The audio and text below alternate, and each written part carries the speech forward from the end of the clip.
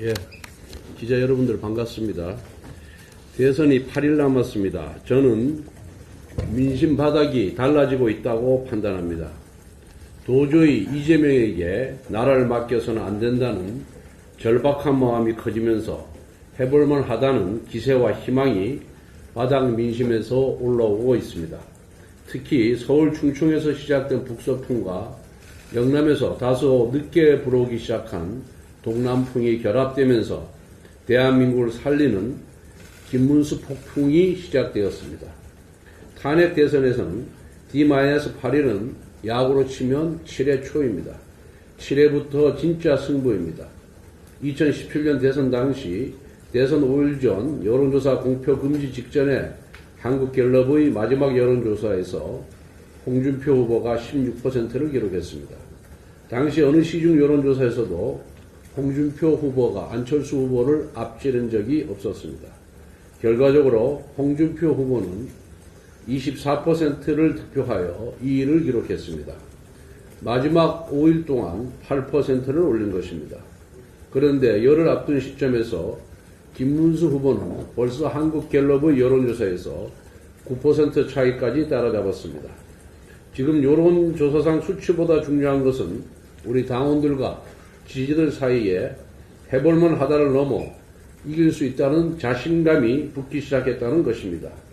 저희 107명의 국회의원들이 남은 8일 동안 정말 해볼 수 있는 것은 다 해보겠습니다. 유능하고 청렴한 김문수와 무능하고 거짓말 잘하는 이재명의 대결로 마지막까지 최선을 다해서 반드시 승리하겠습니다. 지난 한 주 동안 소위 호텔 경제학부터 시작해서 커피 원가 120원 발언, H&M 부산 이전 공약, 일산대교 무료화 실패 등 이재명 후보의 경제관과 거짓말을 둘러싼 여러 논란이 있었습니다. 전부 다 이재명 후보 본인의 비뚤어진 경제관에서 비롯된 것입니다. 그 중에서도 거북섬 유령 상권 문제는 사이비 호텔 경제학의 실패를 상징하는 실전 사례입니다. 그런데 틀렸다고 지적을 해주니까 겸허하게 인정하기는커녕 뻔뻔하게 뭐가 틀렸냐고 역정을 내면서 우리 당의 주진우 의원 등을 고발한다고 합니다. 객관적인 데이터를 갖고서 토론에 나서지 못할 망정 기껏 짜낸 대응 방안이 고소고발 입틀막입니까? 이런 후안무치한 고발을 강행한다면 국민의힘은 무고죄로 막고발하도록 하겠습니다. 민주당은 이재명 후보 단 한 사람을 위해 공직선거법상의 허위사실 유포죄를 폐지하는 법안을 발의했습니다. 그런데 상대 후보 측에는 허위사실 유포죄로 고발을 남발하고 있습니다. 도둑이 도둑질하지 말라고 훈계하는 것을 넘어 남에게 도둑질 누명까지 씌우는 꼴입니다. 최근 이재명 후보의 입에서 나오는 말 한마디가 능력과는 거리가 멀고 과연 이 인물이 상식적인 경제관을 갖고 있는지 의문을 갖게 하고 있습니다. 사이비 이론으로 국민을 현혹시키고 이를 비판하면 역정내고 고발하는 입틀막하는 지도자는 대한민국의 거북섬화를 가져올 뿐 국민을 잘 살게 할 수가 없습니다. 청렴하고 유능한 김문수 후보만이 민생과 경제를 안정시킬 수 있습니다. 아울러 어제 이재명 후보의 기자간담회가 있었습니다. 대통령이 되면 모든 에너지를 경제와 민생 회복에 두겠다라고 했습니다. 그런데 노쇼, 주도 성장을 주장하는 사람이 어떻게 경제를 살리겠습니까? 잘못된 이념에 경도된 정치인이 일을 열심히 하면 할수록 그 결과는 더 나빠질 뿐입니다. 과거 문재인 대통령도 부동산만큼은 자신 있다며 정책을 남발했지만 최악의 실패로 끝났습니다. 또한 민주당이 대법관을 증원하고 비법조인도 대법관을 할 수 있게 하는 법원조직법 개정안에 대하여 이재명 후보는 지금은 이러한 이야기를 할 때가 아니다라고 했습니다. 하지만 언제나 그렇듯이 이재명 후보의 말은 절대로 믿을 수가 없습니다. 중도 보수를 한다면서 노란봉투법을 고집하고 반도체법 주 52시간제 예외를 검토하겠다고 하면서 다시 말을 바꿨습니다. 주한미군을 점령군이라고 하면서 한미동맹을 강화하겠다고 합니다. 처음부터 끝까지 모순입니다. 이번에도 마찬가지입니다. 이미 민주당은 조희대 대법원장 탄핵과 특검, 사실상 사심죄를 가능케 하는 법원조직법 개정안, 법 왜곡죄를 신설하는 형법 개정안을 발의하는 등 이미 사법부 장악을 시도하고 있습니다. 이재명 후보는 대통령에 당선되어도 곧바로 재판이 재개될 것이고 유죄 판결이 불가피합니다. 이러한 상황에서 이재명 후보가 비법조인 대법관과 같은 사법부 장악을 포기할 리가 없습니다. 김어준, 유수민 같은 사람이 대법관이 되면 이재명 후보가 바라는 대로 본인에 대한 범죄 행위 자체가 모두 증발할 텐데 왜 포기를 하겠습니까?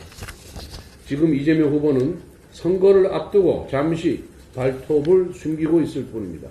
만에 하나 이재명 후보가 대통령이 되면 입법부, 행정부에 이어 사법부까지 3권 장악이 현실이 될 것입니다.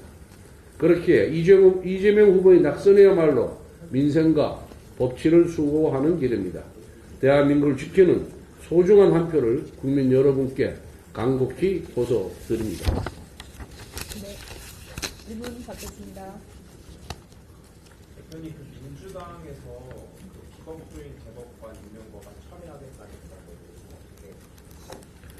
글쎄 지금은 대선을 앞두고 있기 때문에 사법부 장악 기도라는 그런 비판을 피하기 위해서 처리하겠다고 밝히고 있습니다만은 이재명 후보가 말 바꾸기 한 적이 한두 번이 아닙니다.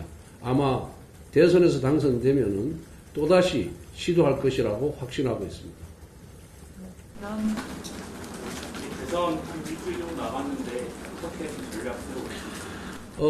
일단은 뭐 자세한 거는 우리 총괄 선대본부장에게 묻는 것이 정확하겠습니다만은 저는 이재명과 대비되는 김문수라는 사람의 그런 아름다움과 상품성을 좀 더 부각할 필요가 있다 이렇게 생각을 하고 있습니다.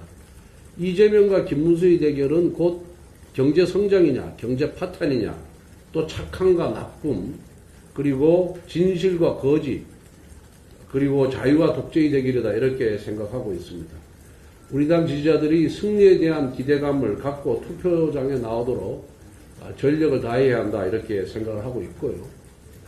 뭐 다 아시다시피 우리 당의 대선 후보 경선이 굉장히 치열했습니다. 그러다 보니까 당원들이나 지지자들이 지지하는 후보가 달라서 자신들의 후보가 선택을 받지 못하니까 초창기에는 한 열흘가량은 조금 적극적으로 운동을 하거나 적극적인 지지를 표명하는데 주저했던 것이 사실입니다. 그런데 제가 뭐 전국을 돌아다녀 보니까 이제는 우리 지지자들이 경선 과정에서의 모든 것을 다 잊고 이재명만은 절대 안 된다. 이재명이 됐을 경우에 대한민국은 독재의 나락으로 떨어진다. 그리고 어떻게 범죄자를 독재자를 대통령으로 만들 수 있겠느냐 하는데 이제 어느 정도 컨센서스가 이루어졌습니다. 그래서 과거의 경선 과정에서의 후유증을 딛고 이제는 적극적으로 김문수 후보 지지에 나서고 있습니다. 이것이 8일 남은 선거까지 저는 더 가속화될 것이다 이렇게 믿고 있고 그러한 차원에서 우리 당 내부에 생각의 차이는 접어두고 모두가 하나가 돼서 김문수 후보를 띄우고 김문수 후보가 스포트라이트를 받을 수 있도록 선거운동에 최선을 다한다면은 저는 역전이 충분하다 이렇게 확신하고 있습니다. 다음 질문